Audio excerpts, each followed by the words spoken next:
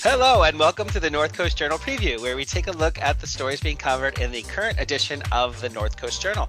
I'm your host, Dave Frank, and I'm joined this week by Jennifer Fumiko-Cahill, who is covering both editor positions, news and arts and features beat this week. Thanks, Jen. Only in this capacity. Okay. Only as far as the access duties. Trust me, Thad will be back in town. Don't worry. I'm not going to news too much. It's all right. That's all right. You're going to shine a light on some of the things that's being covered on his beat and your beat both. That's sort of what I meant. Yes, it's an exciting issue. It is. There's a ton in here, really interesting stuff. And so why don't we kick it off by telling us what is on the cover this week? This week is our annual green issue. Yes. I know 420 is coming up, and it usually falls close to that. But in fact, we are talking about ecologically green things, where we look at stories that have something to do either with global, local, all kinds of levels of ecological impacts. So we have a broad swath of stuff this week. And to start with, Elaine Weinreb has a really great story for us this week, sort of our cover story, even though it's not on the cover. We have a general Green Week cover. She is writing about housing and climate change. And those are two things that not everybody intuitively puts together, but in fact, they are inextricably linked. And I know, Dave, that you are a policy nerd. Thanks. I see you just getting your life from this story right now. It's pretty cool. So she looks into a couple of things, impacts from Senate Bill 9, the Affordable Housing Act, which is making it both easier to have multiple family homes and properties and making it harder to keep things single family. It is sort of pushing forward the idea of building up in some ways rather than building out. And that's a distinction that Elaine explains really well, the idea of building up versus building out. So there are, of course, ecological impacts to building out, meaning spreading into undeveloped areas. For example, there's a project that she talks about in the McKay Tract over by Cutton that is going to, at least as planned, as I'm looking for the number, it's like 170 homes or something like that. It's an 81-acre tract of land, the North McKay Ranch project, and it is going to have 146 new single-family residences and 174 multifamily structures. So that's the plan. And there's some pushback about it in terms of whether it's going to depend on gas rather than electric and things like that, whether this much acreage should be used, et cetera, whether it's doing enough in terms of making its impacts smaller on the environment. There are also the building up moves. In Arcata, there's the Gateway Plan, which, the university is Cal Poly Humboldt. Let it roll off the tongue. Cal Poly Humboldt is planning on way more students, and that means more housing.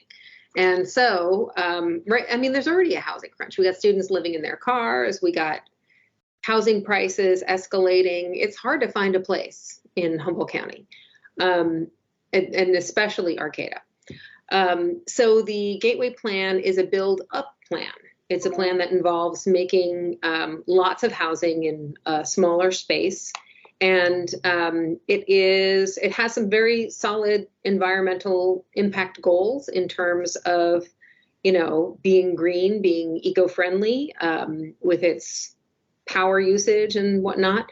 But there are a lot of people in Arcata who don't love it because it's changing what they feel is like a small town rural atmosphere and becoming more city-like as, we have taller structures with more people living in them. And I totally understand that, although it seems that as far as remaining a small town rural city, that ship may have sailed in terms of how many people we have to house in Arcata, given the university and everything else. Yeah, I thought it was interesting that the basis for the county and the different municipalities in the state, this is in the article, that it's called the Regional Housing Needs Allocation. They call it RENO, and that's a state rule that they're recommending or I guess sort of requiring softly through carrots and sticks that we in our community have 3,390 new units. But like you said, Cal Poly is going to bring in more than 5,000 new students. So in a way, or supposedly, or that's the plan. So this is one of those things where it's like, yeah, a few hundred new units probably won't be able to absorb those in the coming year. So it's really going to be a challenge for our community to stay compliant. Yeah, and if, it's also a matter of, people who are already here being able to find housing or find, as your family grows or changes, shrinks, etc., you might have different needs. And if, like me, you enjoy looking into your neighbors' homes through those online tours that real estate companies offer, wow, it's a wonderland for nosy people. You have seen the insane rise in housing costs. The median price for a single family home in Humboldt County is a whopping $451,000. Oh, wow. And then our median income doesn't support that level, so it makes it really challenging, and that's why we're supposed to create more affordable housing units, right. And thus the complication. You mentioned a couple of projects, one in Arcata and one in Cutton. There's a third one that is revealed, I guess, in a photo. We've talked about it in the past, and that is the Earth Building. Is that what it's called? Earth Center? Earth Center, which I'm going to be very tempted to call it the center of the Earth. The journey to the Earth Center. So the Eureka City Council approved this multi-use Eureka Regional Transit and Housing Center. And that is going to be at 3rd and H Streets in Old Town, where now there is a big parking lot. And that is interesting because it, it's, again, speaking to the eco benefits of building up rather than out, which means more people living in central areas, walkable distance or bikeable distance from where they might work, shop, eat, etc. And then more transportation options, public transportation options, rather than, using cars, etc. Making we have public transportation here in Humboldt, but it's, it can be inconvenient. It can be, sparse bus runs. It can be, weird, lonely bus stops out in the middle of nowhere. So having, a transportation hub, having places where you can park your bike and, safely, and also having housing that's central to, businesses and shops rather than strictly residential areas changes, how much we drive, et cetera. And changes our experience of how we use resources. That might be a good segue to another article that is in this week's edition, which is about resources, which is energy related. Do you want to tell us about that one? Yeah, we have a story about windmills. We are, surprise, going round and round with windmills. See what I did there? Yeah. The Coastal Commission the headline is Coastal Commission moves offshore wind forward. Before you start selling your turbine merch or making your protest signs, it's not happening yet. Right. What they have okayed is a study. And that means studying all the impacts of these massive turbines. It's hard to really think of how big they are because, can you eyeball a 900-foot tall structure? It's 3 football fields. It's pretty hard to do. Yeah. So right? Yeah. All I know is I walk a football field, I'm tired. So they're going to be huge, and they're not actually like stuck into the ocean floor like toothpicks. They're sort of anchored and then on platforms. So they're kind of floaty and anchored. And there's a very cool diagram that shows how they're situated in the water, how the electricity will be moved, how the energy will get to the substation onshore. It's interesting. It looks like, a kid's very cool science project. And so they're going to be looking, and as we talked about before, talking with local stakeholders, everybody from tribal organizations, fisheries, just everybody who's basically, a stakeholder, somebody who's got a stake in the plan and its impacts, to kind of talk through concerns, et cetera, and see if there are things that can be overcome or things that can't. And some of those impacts involve what's happening, in the part that's visible to us above the water, like navigation of ships, birds, all that stuff. And then some of it is below water where it's anchored. Like, how does that affect, deep coral and sponges, evidently, and kelp and whatnot. So there are all kinds of possible impacts. Nothing is for free, and something is always going to disturb something. Try rearranging your living room and see. Something is going to disturb something else. So that's what they're going to be studying, is all of this miles and miles offshore, how it's going to impact it if it goes forward. It's not that it is necessarily happening yet. Yeah, that's interesting point, I think. Thanks for pointing that out, too, that the Coastal Commission just said, all right, we've agreed of the framework to look at what if we did this. Like, that's kind of what happened, which doesn't sound that exciting. But I think that you pointed out the exciting part of it is that we've agreed, whoever, the stakeholders and the Coastal Commission have agreed that, okay, there's this set aside 132,000 acres, 21 miles offshore, and there are conditions that are like benchmarks to be followed so that stakeholder interests are acknowledged and always kept in mind throughout this process. So I'm sure there's going to be more to come on this one. Yeah. And, again, hold your horses. This is not like when your parents agreed to look into getting a puppy. It is a long-term study, and it's going to take time. It's going to take a ton of money. And it looks to be a very thorough project. So we're really interested in where it goes. Yeah.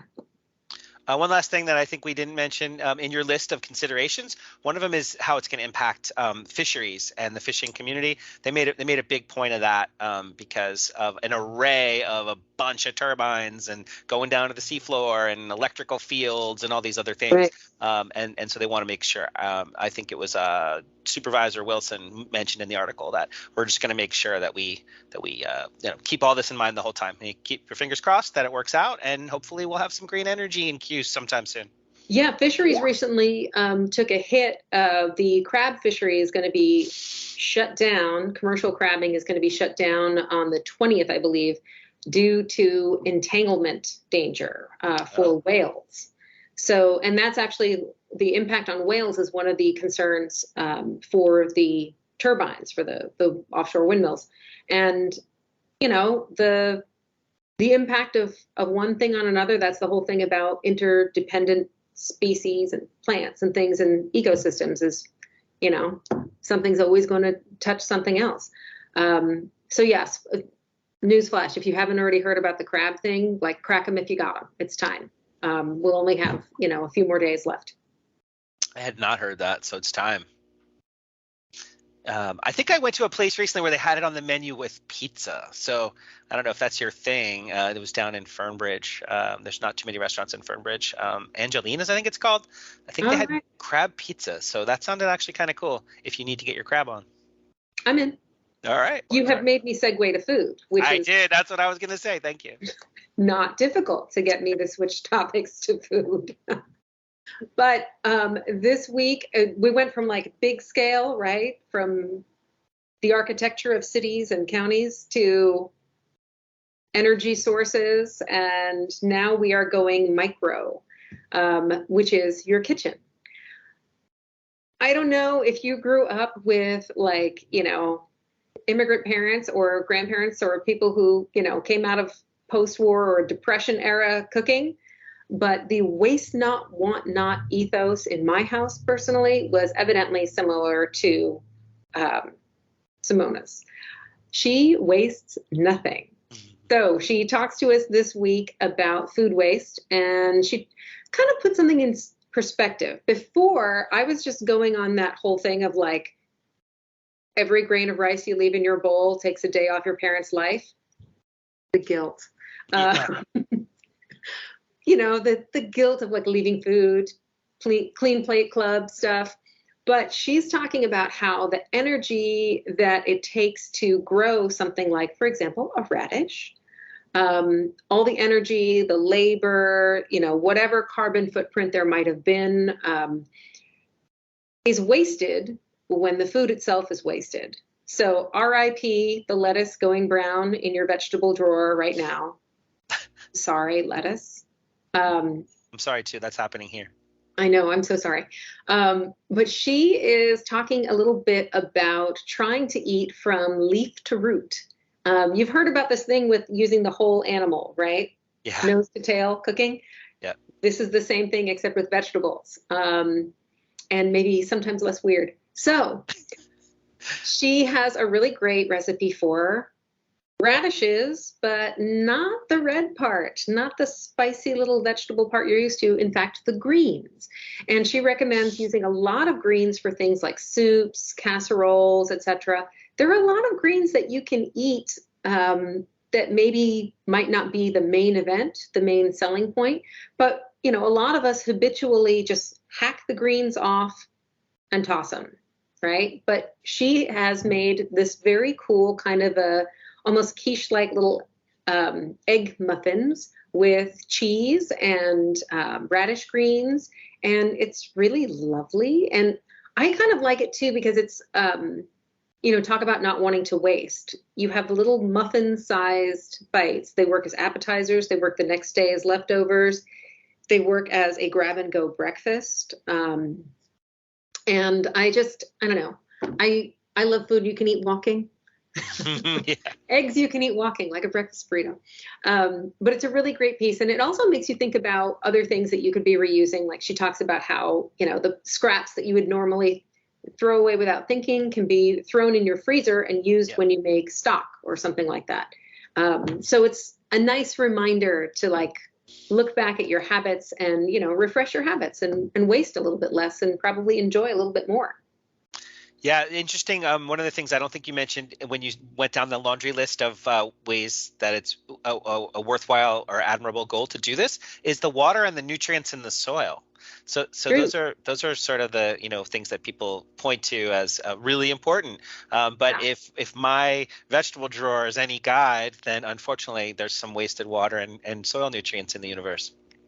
Yeah, and then there's also the rising cost of everything, right? I mean, in a very, practical sense, the energy is wasted, but the money's wasted too. We can buy ourselves nicer things, better quality produce, organic produce. She has this beautiful picture of Shake Fork Farm radishes that are just like, it looks like an old master painting of vegetables. And you can get the beautiful thing. You can treat yourself to that and use all of it and not feel wasteful. And then it won't go brown in your drawer. Pretty awesome. It's inspiring. And also we're supposed to transition to composting in our community at some point in the very near future too. But it's better to eat them than to turn them into soil, I would say. That's true. But speaking of composting, we segue again.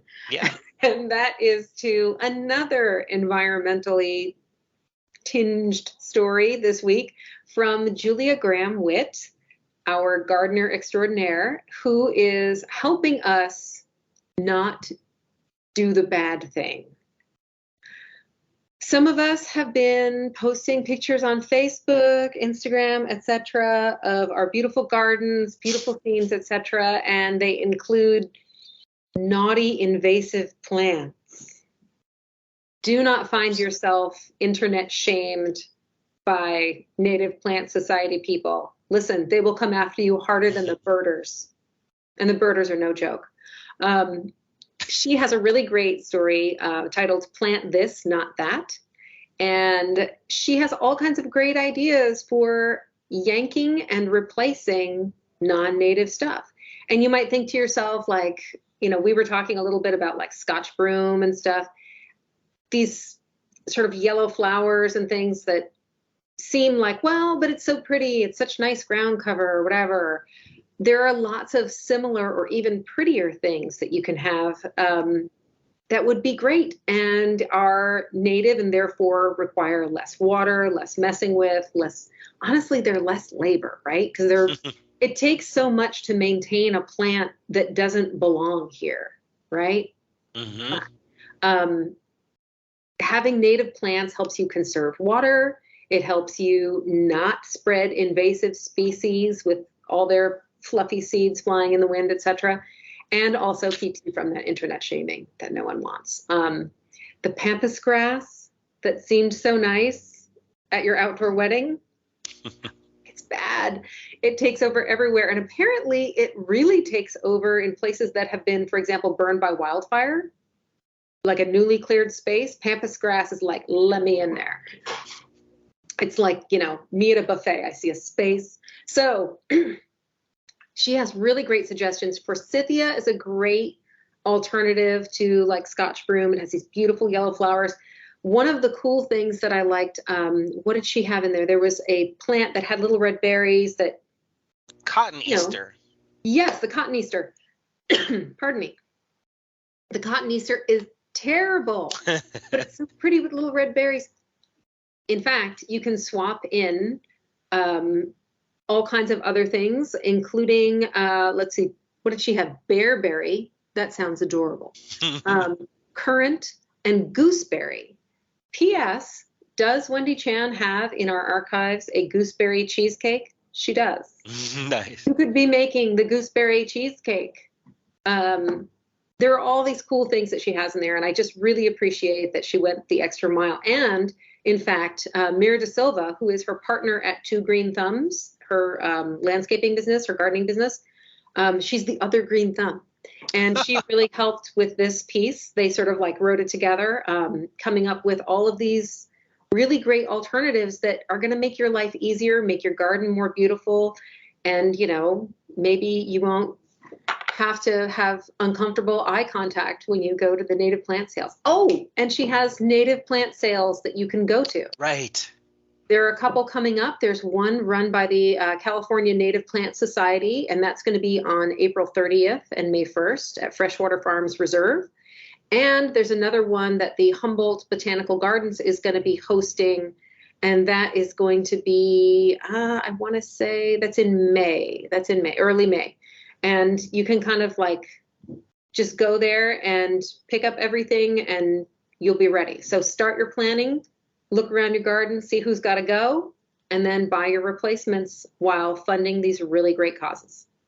One thing I want to mention to you about Julia's article is that in the sections where she points out a particular plant, hey, by the way, that's invasive, and people go through great pains to rip it up, she tells you where it is. So like you can drive by Humboldt Area Foundation and see one of them, or you can go to the dunes and see others, because not everybody's going to go online and look up invasive species, but you're like, oh, I drive past that place all the time. Maybe I'll check out whatever grass or plant she was talking about. Oh, before we shade Humboldt Area Foundation, they have silk tassel on their property, which is the replacement for knotweed, I think. There you go. Silk tassel. Very good.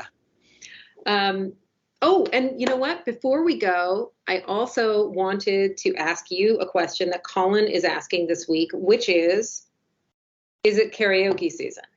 Oh, so I've seen people actually start to come out of their shell, like open up their curtains and make overtures to go out and do stuff. So I would say it probably is. I think people are ready. I don't know if everybody's ready, unfortunately, but I think some people certainly are. Yeah, he was talking about like, okay, shared microphones. Are we there? Are we ready?